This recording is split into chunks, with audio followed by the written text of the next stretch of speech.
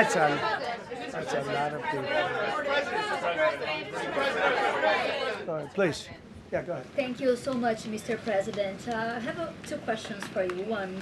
do you want... Շնորհակալություն պարոն նախագահ, ես ձեզ երկու հարց ունեմ։ Առաջինը արդյոք ցանկանում եք, որ ձեր ստեղծած խաղաղության խորհուրդը փոխարինի ՄԱԿ-ին։ Հնարավոր է, այսինքն ՄԱԿ-ը պարզապես այնքան էլ օգտակար չի եղել։ Ես ՄԱԿ-ի ներուժի մեծ կողմնակից եմ, բայց այն երբեք չի արդարացրել իր ներուժը։ ՄԱԿ-ը պետք է կարողանար լուծել բոլոր այն պատերազմները, որոնք ես եմ լուծել։ Ես երբեք նրանց չեմ դիմել, անգամ մտքովս չի անցել դիմել։ Նրանք հենց իրենք պետք է կարողանային լուծել այդ պատերազմները, չեն կարողացել, բայց ես կարծում եմ ՄԱԿ-ին պետք է թողնել շարունակել իր գործունեությունը, որովհետև նրա ներուժը իսկապես շատ մեծ է։ Դուք Բրազիլիայի նախագահին հրավիրել եք միանալ խաղաղության խորհրդին, ինչ դեր եք ակնկալում, որ նա ունենա հատկապես Վենեսուելայի հարցում, եւ եւս մեկ հարց, դուք Բրազիլիայից եք։ Այո, Եվրամիությունն այս հանգստյան օրերին ստորագրել է առևտրային համաձայնագիր, որը դառնալու է աշխարհի ամենամեծ ազատ առևտրի գոտին։ Դուք այս ընթացքում շատ եք խոսում մաքսատուրքերի մասին, ինչ է ձեր արձագանքը դրան։ Լավ, երկու հարցին էլ պատասխանեմ։ Ես կարծում հետեւյալը, մենք հիմա ունենք առևտուր այնպիսին, ինչպիսին երբեք չենք ունեցել։ Մենք առևտրի ոլորտում ավելի լավ վիճակում ենք, քան երբևէ նախկինում։ Աշխարհի ոչ մի երկիր մեզ այլևս չի թալանում, այնպես ինչպես նախկինում էր։ Մենք ունենք թվեր, որոնց մասին երբեք չէին էլ պատկերացնում։ Մենք ավելի հարուստ ենք, քան երբևէ, եւ դա մաքսատուրքերի շնորհիվ է, եւ մաքսատուրքերի ճիշտ կիրառման շնորհիվ, եւ մենք նաեւ ամենաապահովն ենք։ Օրինակ Իսլանդիան առանց մաքսատուրքերի նույնիսկ չերել խոսի մեզ հետ այդ թեմայով, այնպես որ տեսնենք ինչ կլինի, կարծում եմ ամեն ինչ բավականին լավ է դասավորվելու։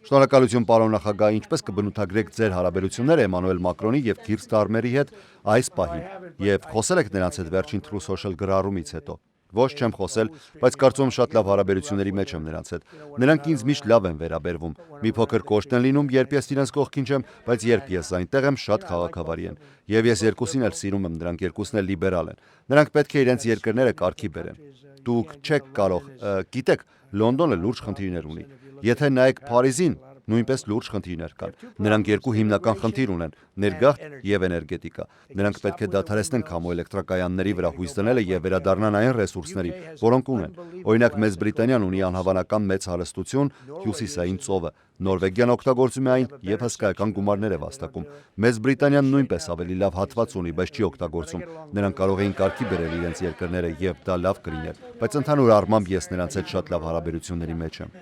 Դուք Նորվեգիայի վարչապետին ասել եք, դուք Նորվեգիայից եք։ Ոչ, բայց դուք նման եք նորվեգացու։ Նա էլ է նման։ Շարունակեք։ Դուք Նորվեգիայի վարչապետին ասել եք, որ Նոբելյան խաղաղության մրցանակ չստանալը ձեզ ստիպում է ավելի քիչ պարտավորված զգալ միայն խաղաղության մասին մտածելու հարցում։ Ես մեծապես կորցրել եմ հարգանքս Նորվեգիայի նկատմամբ, եւ ես խորապես համոզված եմ, որ Նորվեգիան վերահսկում է Նոբելյան մրցանակը, բայց պետք է հասկանաք, ես լուծել եմ 8 պատերազմ։ Այդ պատերազմներից յուրաքանչյուրի բոլոր կողմերը առանց իմ խնդրանքի գրել են հզոր երաշխավորագրեր։ Ես 8 պատերազմ եմ լուծել, հավանաբար ոչ մի նախագահ երբևէ նույնիսկ 1 պատերազմ չի լուծել։ Մտածեք դրա մասին։ Ես 8-ը։ Ես դա անում եմ, որովհետև ինձ համար դա հեշտ է, եւ ես դա չեմ արել Նոբելյան մրցանակի համար։ Ես դա արել եմ, որովհետև կյանքեր եմ փրկում։ Ես հիմա փորձում եմ լուծել վերջինը Ռուսաստան-Ուկրաինա պատերազմը։ Երբ Ռուսաստանը պատրաստ է, Ուկրաինան պատրաստ չէ։ Երբ Ուկրաինան է պատրաստ, Ռուսաստանն արդեն հրաժարվում է։ Իսկ նրանք միջինում ամսական կորցնում են 25,000 մարդ։ Ես փորձում եմ կանգնեցնել դա։ Բայց այո, ես կարծում եմ, որ Նորվեգիան հսկայական ազդեցություն ունի, թե ով է ստանում Նոբելյան մրցանակը, անկախ նրանից, ինչ են ասում։ Որքան հեռու եք պատրաստ գնալ Գրենլանդիան ձեռք բերելու հարցում։ Դուք կտեսնեք։ Շնորհակալություն պարոն նախագահ, Քևին Հասետն ասել է, որ $2000 արժողության մաքսատուրքային դիվիդենդի չեկերը կախված կլինեն կոնգրեսի որոշումից։ Դուք համաձայն եք նրա հետ, թե կարծում եք, որ կարող եք դա իրականացնել միանձնյա։ Ես չեմ կարծում, որ պարտադիր պետք է անցնեն կոնգրեսով, բայց կտեսնենք։ Մենք ընդհանրապես այս մասին խոսում ենք, որովհետև մաքսատուրքերից այնքան մեծ գումար է մտնում, որ կկարողանանք ոչ միայն առնվազն $2000 դիվիդենդ բաժանել, այլ նաև նվազեցնել երկրի պարտքը։ Մենք կարող ենք մարդկանց բաժանել $2000 դիվիդենդ։ Իհարկե, կսահմանենք եկամտի շեմ, որտեղ դա իմաստ կունենա, բայց մենք կկարողանանք շատ լուրջ դիվիդենդ տալ ամերիկացիներին, եւ ես կարծում եմ դա հնարավոր է անել առանց կոնգրեսի։ Պարոն նախագահ, երեկ երեկոյան True Social-ում դուք գրել եք, որ բրիտանական ծրագիրը Դիեգո Գարսիայի ռազմաբազան Մավրիկիոսին հանձնելու եւ հետո այն վարձակալելու մասին մեծ հիմարություն է։ Մինչ այդ դուք աջակցում եք այդ գործարքին, ձեր դիրքորոշումն արդյոք փոխվել է։ Սկզբում խոսքը գնում էր ինչ-որ սեփականության հայեցակարգի մասին, բայց հիմա նրանք իրականում ուզում են պարզապես վաճառել ու վարձակալել, եւ ես դրան դեմ եմ։ Դա իհարկե Գրենլանդիայի չափ կարևոր տարածք չէ, բայց այն ոչ պակաս կարևոր տարածաշրջան է աշխարհի համար։ Կարծում եմ նրանք պետք է պահեն այն։ Չեմ հասկանում ինչու են դա անում։ Նրանց փողը պետք։ Պարոն նախագահ, ձեր աջակցությամբ Սիրիայի կառավարությանը ամենայն հավանականությամբ դուք կանխեցիք նոր քաղաքացիական պատերազմը եւ լայնամասշտաբ այլնահեղությունը Սիրիայում, հատկապես ռեժիմի անկումից հետո։ Ես լավ աշխատանք եմ արել եւ վերջին 2 շաբաթների ընթացքում Սիրիայի կառավարությունը ստիպված եղավ որոշակի ուժ կիրառել վերահսկողությունը հաստատելու որոշ շրջաններում եւ պահելու բանտարկյալներին, ահաբեկիչներին, որոնք աշխարհի ամենավտանգավորներից են։ Նրանք կարողացան վերահսկել իրավիճակը։ Նա շատ լավ է աշխատում։ Սիրիայի նախագահն աշխատում է շատ լրջորեն, ուժեղ մարդ է, կոշտ մարդ։ Նրա կենսագրությունը բավականին կոպիտ է, բայց դուք այնտեղ ուղղակի չէիք կարող երգչախմբի տղա դնել ու սպասել, որ գործը կարվի։ Պարոն նախագահ Գևին Նյուսոմը կլինի Դավոսում, եթե արդեն այնտեղ չէ։ Հավանաբար դուք կհանդիպեք նրան։ Ենթադրում եմ, որ սա նրա համար հարթակ բարձրանալու փորձ է 2028-ի համար։ Ինչ եք ակնկալում։ Արդյոք դա նրա արտաքին քաղաքական հարթակն է լինելու։ Չգիտեմ, ես նույնիսկ չգիտեմ նա կլինի թեկնածու թե ոչ, բայց սա գիտեմ։ Երբ միասին պաշտոնավարում էինք, մենք շատ լավ հարաբերություններ ունեինք։ Ես նախագահ էի, նա Կալիֆոռնիայի նահանգապետ, շատ լավ հարաբերություններ ենք ունեցել, նա ինքն էլ հաճախ էր դրա մասին խոսում, բայց ինչ որ պահից մենք շեղվեցինք։ Ես պարզապես ատում եմ այն ձևը, որով այսօր կառավարվում է Կալիֆոռնիան։ Մարդիկ իրականում լքում են այդ նահանգը։ Դա երբեք նախկինում չի եղել։ Ես ատում եմ, թե ինչպես է այն ղեկավարվում։ Նա եւ ես ունեցել ենք շատ լավ հարաբերություններ, գրեթե կարելի ասել բացառիկ մակարդակի, բայց հիմա ինձ թվում է այլևս չենք։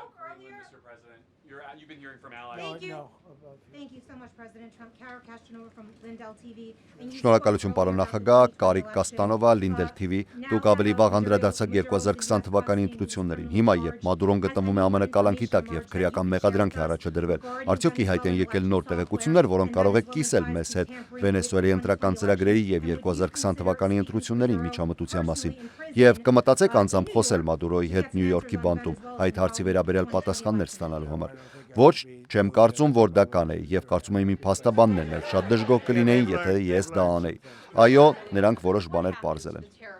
Եթե Գերագույն դատարանը վճիռ կայացնի ձեր մաքսատուրքերի դեմ, ինչ է լինելու Գրենլանդիայի նկատմամբ մաքսատուրքերի սպառնալիքի ճակատագիրը։ Այդ դեպքում ես ստիպված կլինեմ օգտագործել այլ գործիքներ։ Նայեք, լիցենզիա բառին։ Նայեք այլ տարբերակներին։ Մենք ունենք այլ ընտրանքներ, բայց այն ինչ անում ենք հիմա լավագույնն է, ամենաուժեղը, ամենաարագը, ամենահեշտը եւ ամենաքիչ ջանք պահանջողը։ Եթե դուք առաջ գնաք Գրենլանդիայի հետ կապված մաքսատուրքերի կիրառմամբ Եվրոպայի նկատմամբ, այն դեպքում, երբ նրանցից գրեթե $1 տրիլիոն ներդրումային պարտավորություններ եք ստացել ԱՄՆ-ում ներդրումներ անելու համար, դա ամբողջությամբ կկորցնեք։ Չեմ կարծում, տեսեք, նրանք այդ համաձայնագիրը մեզ հետ շատ էին ցանկանում։ Իրականում խիստ կարիք ունեն դրան։ Նրանք շատ են պայքարել, որ այդ համաձայնագիրը ստանան։ Այնպես որ չեմ կարծում, բայց կտեսնենք, թե ինչ կլինի։ Մենք ունենք բազմաթիվ հանդիպումներ նախատեսված Գրենլանդիայի թեմայով, ինչպես գիտեք, ես այսօր երեկոյան մեկնում եմ Դավոս, եւ Գրենլանդիայի հարցով շատ հանդիպումներ կան նախատեսված ու կարծում եմ ամեն ինչ փաստացի բավականին լավ է դասավորվելու։ Շնորհակալություն պարոն նախագահ, կգնաք արդյոք Փարիզի G7 արտակարգ հանդիպմանը, ինչպես առաջարկել է նախագահ Մակրոնը։ Ոչ, ես դա չեմ անի։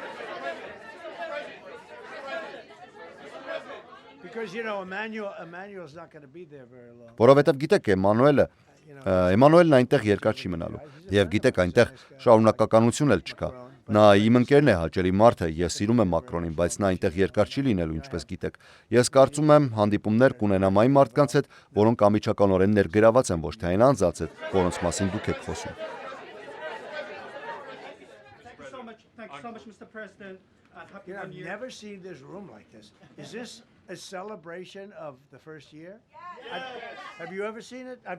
Ես երբեք այսքան մարդ չեմ տեսել, հուսով եմ այստեղ լավ ամրացված հատակ ունենք։ Գիտեք, սա նախկինում լողավազան էր, դուք նստած եք լողավազանի վրա։ Ես նույնիսկ չեմ էլ կարող պատկերացնել, թե ինչ կարող էր պատահել, բայց այստեղ մեզ լավ կառուցվածք է պետք, այնպես չէ։ Պարոն նախագահ, շնորհակալություն։ Շնորհավոր մեկ տարվա տարեդարձ է։ Իմ հարցը վերաբերում է Սիրիային։ Քրդերը որպես Միացյալ Նահանգների ամենահավատարիմ գործընկերներ ներկայումս ենթարկվում են հարձակումների Սիրիայի կառավարության ներսում գործող որոշ ուժերի կողմից։ Ինչ եք անելու, որպեսզի ապահովեք քրդերի իրավունքների պաշտպանությունը եւ նրանց արդյունավետ պայքարը ահաբեկչության դեմ Ռոժավայում։ Քրդերը ձեզ դիտարկում են որպես նախագահ, որը չի լքում իր դաշնակիցներին։ Ես սիրում եմ քրդերին, բայց պարզապես պետք է հասկանաք, քրդերին վճարել են հսկայական գումարներ, նրանց տվել են նավթ եւ այլ բաներ, այսինքն նրանք դա ավելի շատ արել են իրենց համար, քան մեզ համար, բայց մենք լավ հարաբերություններ ենք ունեցել քրդերի հետ եւ մենք փորձում ենք պաշտպանել քրդերին, դա ճիշտ է։ Ձեր Դավոսի ելույթից առաջ կարող եք նախնական պատկերացում տալ, ինչ կարող են ակնկալել ամերիկացիները, օրինակ բնակարան ձեռք բերելու ծրագրերի մասով։ Կարծում եմ ամենից շատ խոսելու եմ այն հսկայական հաջողության մասին, որ մենք ունեցել ենք մեկ տարվա ընթացքում։ Ես չէի կարծում, որ հնարավոր է այսքան արագ անել։ Մտածեք, ընդամենը 12 ամիս է անցել։ Եվ ես հաճախ եմ ասում, մենք ունենք աշխարհի ամենահաջող երկիրը։ Մենք ունենք աշխարհի ամենաթեժ երկիրը, անհամեմատելիորեն։ Եվ այս երկիրը լիովին մեռած կլիներ, քարացած ու սառած, եթե չլիներ դա։ Ես այդ մասին եմ խոսելու, որովհետև գիտեք, նրանցից շատերը կարող են օգտվել մեր փորձից։ Նրանք էներգիայի կարիք ունեն, նայեք նրանց էներգետիկ քաղաքականությանը, քամու տուրբիններով ու այդ բոլոր անհետեթություններով նրանք իրենց կկործանեն։ Նրանց նաև խիստ անհրաժեշտ է ներգաղթի հարցում օգնություն։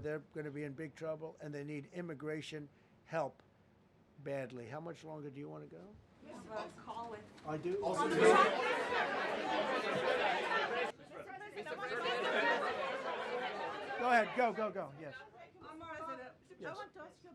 Ես ուզում եմ հարցնել Իրանի մասին։ Ռազմական տարբերակը դեռ արդյոք սեղանին է եւ կարող եք մեզ վստահեցնել, որ Իրանում սպանությունները դադարեցվել են եւ խաղաղության խորհրդի մասով էլ, որ անդամներն են վճարում։ Իրանի մասով դուք Իրանից եք։ Ոչ, ես Սպիտակ տունն եմ լուսաբանում։ Իսկ որտեղից եք։ Պաղեստինցի ամերիկացի եմ։ Այսպես ուրեմն։ Իրանի դեպքում նրանք պատրաստվում են կախաղան բարձրացնել 837 մարդու, եւ մենք նրանց հասկացրեցինք, մենք հստակ փոխանցեցինք, որ եթե դա տեղի ունենա, դա նրանց համար լինելու է շատ վատ օր, եւ նրանք որոշեցին դա չանել։ Նրանք չենթարկեցին մահապատժի։ Ես չեմ կարող ասել ապագայում ինչ կլինի, բայց ենթադրաբար այդ տարբերակը հանված է այժմ օրակարգից։ Սակայն անցյալ շաբաթ նրանք պատրաստվում էին կախել, կարծում եմ 5-շաբթի կամ 4-շաբթի օրը մոտ 837 մարդու պատրաստվում էին կախաղան հանել, եւ այդ մահապատիժները տեղի չունեցան։ Այնպես որ Իրանի հետ կապված պարզապես պետք է սպասենք ու տեսնենք ինչ է լինելու։ Ռազմական տարբերակը այդուամենայնիվ բաց է։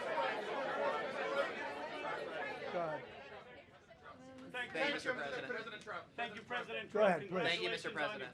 Go ahead, I'll take your question. Thank you, Go ahead, right here. Thank you, Mr. President. You promised during your second inaugural to always put America first. I'm curious, how would you winning the Nobel Peace Prize improve? Շնորհակալություն, պարոն նախագահ, ձեր երկրորդ երթնակալության ժամանակ դուք խոստացաք միշտ Ամերիկան դնել առաջին տեղում։ Ինձ հետաքրքիր է Նոբելյան խաղաղության մրցանակ շահելը ինչպես կբարելավի սովորական ամերիկացիների կյանքը։ Ինչու է այս մրցանակը այդքան կարևոր։ Դա ընդհանրապես չէր բարելավի որևէ մեկի կյանքը։ Այն ինչ բարելավում է մարդկանց կյանքը, այն է, որ մարդիկ ապրում են։ Ես հավանաբար տասնյակ միլիոնավոր կյանքեր եմ փրկել պատերազմների ընթացքում։ Եթե վերցնեք թվերը, նույնիսկ մեկ պատերազմը հաշվի առնելով, խոսքը միլիոնավոր մարդկանց մասին է։ Դա բազմապատկեք 8-ով։ Իսկ եթե նայեք Հնդկաստան-Պակիստան հնարավոր պատերազմին, դա կարող է լինել 10, 15, 20 միլիոն մարդ, գուցե նույնիսկ ավելին։ Այսինքն ես փրկել եմ միլիոնավոր կյանքեր։ Ինձ համար դա է ամենամեծ բանը։ Դուք իջ առաջ ակնարկեցիք, որ գուցե տնտեսության մասին դրական պատմությունները չեն հասնում մարդկանց վատ հաղորդակցության պատճառով, բայց արդյոք սովորական ամերիկացիները սխալ են, երբ դեռևս զգում են բարձր գները։ Ես կարծում շատ մարդիկ հետևում են կեղծ լրատվությանը։ Եվ ես ոչ մեկին չեմ մեղադրում, իրականում ես մեզ եմ մեղադրում։ Կարծում եմ մենք շատ ավելի լավ աշխատանք ենք արել, քան կարողացել ենք ներկայացնել։ Մենք չենք զբաղվել գովազդով։ Մենք հիանալի աշխատանք ենք արել ու ինչ որ կերպ թողել ենք, որ արդյունքներն ինքնին խոսեն։ Այս ասուլիսը հենց դրա համար եմ անում։ Կարծում եմ դա կարևոր է։ Մենք քաոս ենք ժառանգելու, այն դարձրել ենք իսկապես լավ վիճակ, եւ այն ել ավելի է լավանալու։ Եթե նայեք գներին 1 տարի կամ 1.5 տարի առաջ, նայեք Բայդենի ժամանակների գներին, դրանք անհավանական բարձր էին։ Նրանք օգտագործում էին մատչելիություն բառը, պարզապես ասելով մատչելիություն, եւ դրա մասին ուղղակիորեն խոսում էին։ Նրանք ստեղծեցին մատչելիության ճգնաժամը, իսկ մենք այն լուծում ենք։ Մենք արդեն լուծել ենք դրա մեծ մասը։ Կարծում եմ այս սրահում բոլորը կհամաձայնեն, որ բենզինի գինը 1 գալոնի համար կտրուկ իջել է, իսկ երբ դա տեղի է ունենում, մնացած ամեն ինչ էլ իջնում է, եւ դրանք արդեն իջել են շատ կտրուկ։ Շատ մթերքների գներն էլ են զգալիորեն իջել։ Այս ամենը տեղի ունենում շատ արագ տեմպով, բայց եթե վերադառնանք 1, 1.5 կամ 2 տարի առաջ, նայեք այդ ժամանակվա գներին եւ նայեք այսօրվա գներին։ Thank you, Mr. President. During your second. Go ahead. Thank you, Mr. President. Red. Yes. Thank you, Mr. President. The red blouse. Դուք մտահոգված եք, որ նույն սխալը կարող եք թույլ տալ, ինչ նախագահ Բայդենը մարդկանց դա ասելով։ Հուսով եմ նրա նման սխալ չեմ անի։ Տեսեք, սա շատ լավ հարց է, որովհետև մենք ժառանգել էինք սարսափելի, իսկապես սարսափելի մի քաոս։ Սահմանը ամենամեծ խնդիրն էր, ամբողջ երկիրը քանդվում էր, եւ 12 ամսում, նույնիսկ 12 ամսից էլ քիչ ժամանակում մենք ունեցանք ամենաուժեղ սահմանը, որ երբևէ ունեցել ենք։ Մենք ունենք գներ, որոնք շատ ավելի ցածր են, քան նախկինում էին։ Մենք ժառանգել էինք չափազանց բարձր գներ։ Հիշեք, գնաճը պատմական բարձր մակարդակի վրա էր։ Նման գնաճ մենք երբեք չենք ունեցել, ասում են 48 տարվա ընթացքում, բայց լինի 48 տարի թե երբևէ, իմ կարծիքով դա մեր ունեցած ամենաբարձր գնաճն էր։ Դրա հետևանքով գներն ահռելի բարձր էին։ Ես ժառանգել էի այդ ամենը։ Մենք անմիջապես իջեցրեցինք ձվի գները։ Հիշում եք առաջին մամուլի ասուլիսին ինձ նախատում էին ձվի գնի համար։ Ես պաշտոնում էի ընդամենը 2 օր եւ արդեն ձվի գները իջեցվել էին, նույնիսկ ավելի ցածր, քան նախկինում էր։ Եվ ի դեպ այդ միտումը շարունակվում է։ Մենք իջեցրել ենք գները,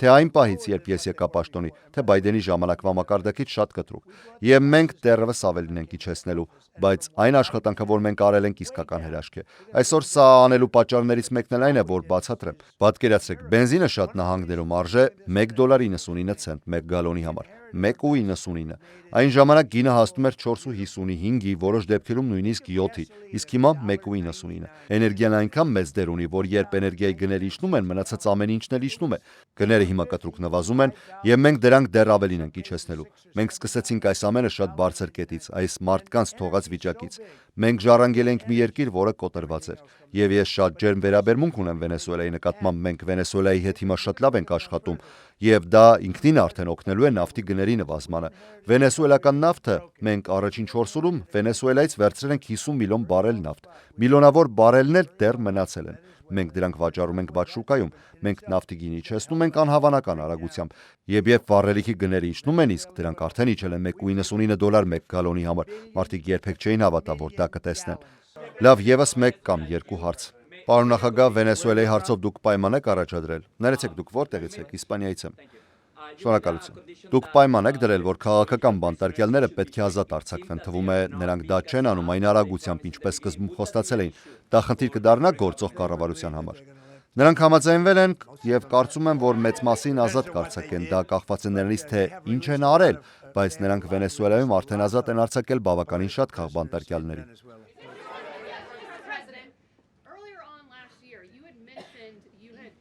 Պարոն նախագահ, նախորդ տարվա սկզբին դուք նշել եք, որ ցանկանում եք վերադարձնել Պանամայի ջրանցքը։ Մենք շատ ենք լսել Գրենլանդիայի մասին։ Դա դեռ սեղանի վրա է։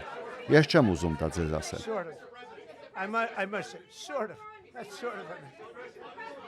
Okay, one more. Yes, blonde, blue. Yes, go ahead, ma'am. Go ahead with the blue, holding the computer. If a consequence of your determination to take control of Greenland is the ultimate breakup of the NATO alliance, is that a price you're willing to pay? Եթե Գրենլանդիայի նկատմամբ վերահսկողություն ձեռք բերելու ձեր վճռական հետևանքը դառնա ՆԱՏՕ-ի դաշինքի վերջնական փլուզումը, դա այն գինն է, որը պատրաստ եք վճարել։ Դուք նկատի ունեք ՆԱՏՕ-ի դաշինքի փլուզումը։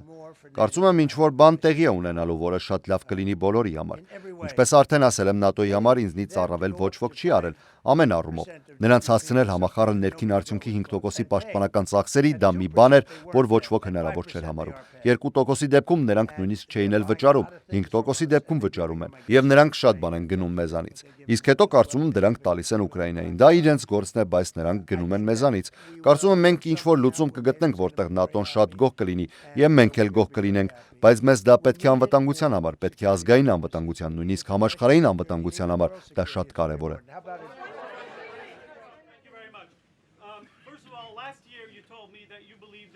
Նախորդ տարի դուք ասացիք, որ կարծում եք ընտրությունները հաղթել եք, որովհետև Աստված ձեզ դրել է այստեղում, որպեսզի փրկեք աշխարհը։ Հետ նայելով այս մեկ տարվա ընթացքում, զգում եք, որ Աստված հպարտ է այն ջանքերով, որոնք դուք գործադրել եք։ Իրականում այո։ Կարծում Աստված շատ հպարտ է այն աշխատանքով, որ ես արել եմ, եւ դա ներառում է նաեւ կրոնը։ Գիտեք, մենք պաշտպանում ենք շատ մարդկանց, որոնք սպանվում են, քրիստոնյաներ, հրեաներ եւ շատ այլ մարդիկ։ Շատ մարդիկ պաշտպանված են իմ կողմից, որոնք այլ տեսակի նախագահի դեպքում պաշտպանված չէին լինի։ Այո, կարծում եմ շատ մարդիկ շատ հպարտ են այն աշխատանքով, որ մենք արել ենք։ Մենք ունեցել ենք զարմանալի տարի, սա եղել է լավագույն տարիներից մեկը։ Նույնիսկ մարդիկ, որոնք պարտադիր չէ, որ ինձ սիրեն, ասում են սա եղել է անհավանական տարի։ Տնտեսապես մենք ունեցել ենք ֆանտաստիկ տարի։ Նայեք մեր սահմանին, սահմանը աղետ էր, մարդիկ բառացիորեն հոսում էին։ Դա մեր երկրի դեմ ներխուժում էր շատ վատ մարդկանց կողմից։ լավ մարդիկ էլ կային, բայց նաև շատ վատ մարդիկ էին գալիս, բանտերից, թմրավաճառներ, հանցավոր խմբեր, սարսափելի մարդիկ, մարդասպաններ, հազարավոր ու հազարավոր ներս եկան մեր սահմանից։ Եվ հիմա մենք ունենք աշխարհի ամենաուժեղ սահմաններից մեկը։ Գուցե Հյուսիսային Կորեան էլ ունի բավականին ուժեղ սահման ի դեպ, բայց աշխարհում գրեթե չկա երկիր, որ ունենա այնպիսի սահման, ինչպիսին մենք ունենք։ Մենք այն վերցրինք աշխարհի ամենավատ սահմանից եւ դարձրեցինք աշխարհի ամենաուժեղ սահմաններից մեկը։ We had the worst border in the world. Now we have one of the strongest borders in the world. One more question. Պարոն նախագահ, դուք ասացիք, որ Գրենլանդիայի հարցով ինչ-որ բան կկարգավորվի, սակայն գրենլանդացիները հստակ հայտարարել են, որ չեն ցանկանում դառնալ ԱՄՆ-ի մաս։ Դուք ունեք նրանց ինքնորոշման իրավունքը խլելու իրավունք։ Երբ ես նրանց հետ խոսեմ, վստահ եմ, նրանք հիացած կլինեն։ Պարոն նախագահ, արդյոք դուք հանձնառու եք ԱՄՆ-ի անդամակցությանը ՆԱՏՕ-ում։ Ես ունեցել եմ այնքան լավ հարաբերություններ ՆԱՏՕ-ի հետ։ Ես այն դարձրել եմ շատ ավելի լավը, շատ ավելի ուժեղը։ Հիմա ՆԱՏՕ-ն շատ ուժեղ է։ Ես շատ բաների հետ համաձայն չեմ, որ նախկինում արվել են, բայց դա եղել է նախքան իմ գալը։ Կարծում ՆԱՏՕ-ն երբեմն լավն է, երբեմն չափազանց գնահատված, բայց մենք հիմա ունենք ուժեղ ՆԱՏՕ։ Երբ ես եկամ, մենք ունեինք թույլ ՆԱՏՕ։ ՆԱՏՕ 2%-ով ու նրանք չէին վճարում։ Դա ոչինչ չարժեցող ՆԱՏՕ էր։ Ուզեք թե ոչ։ ՆԱՏՕ-ն ուժեղ է միայն այնքան, որքան մենք ենք ուժեղ։ Եթե ՆԱՏՕ-ն մեզ չունենա, ՆԱՏՕ-ն ուժեղ չի լինի։ If NATO doesn't have us, NATO is not very strong.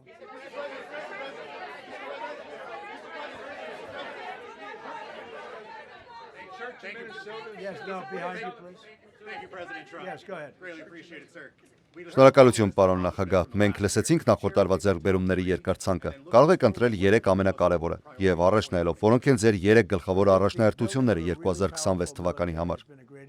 Կարծում եմ հզոր բանակի կառուցումը մեծագույն ձեռքբերում է։ Դրա մեջ մտնում է Վենեսուելայի հարցը, նաև Իրանի դեմ գործողությունը եւ միջուկային սպառնալիքի վերացումը։ Ռազմական առումով այն, ինչ արել ենք, իսկապես տպավորիչ է։ Կարծում եմ բիզնեսի ոլորտում մեր արածը անհավանական է։ Մեր երկիրը մտնում 18 տրիլիոն դոլար։ Գործարաններ են կառուցվում ամբողջ երկրով մեկ, հազարավոր գործարաններ։ 18 տրիլիոնը ռեկորդ է։ Ոչ մի երկիր երբեք մոտ անգամ չի եկել այդ թվին։ Դա պատմական ռեկորդ է։ Եվ երրորդը, դեղերի համար ամենաբարենպաստ երկրի սկզբունքը։ Ոչ ոք չէր հավատում, որ դա հնարավոր է իրականացնել։ Այստեղ մաքսատուրքերը ինձ օգնեցին, որովհետև երկրները երբեք չէին համաձայնի, եթե ես չասեի, եթե չհամաձայնեք, ձեր վրա 10, 15 կամ 20% մաքսատուրք կդնենք։ Եվ նրանք համաձայնեցին։ Մեր դեղերի գները կիջնեն այնպիսի մակարդակով, որոնք երբեք չեն եղել եւ նույնիսկ հնարավոր էլ չեն համարվել։ Never even thought possible before. So those would be 3 things. Thank you. Շնորհակալություն, շնորհակալություն ձեզ բոլորիդ։ Շատ շնորհակալ եմ։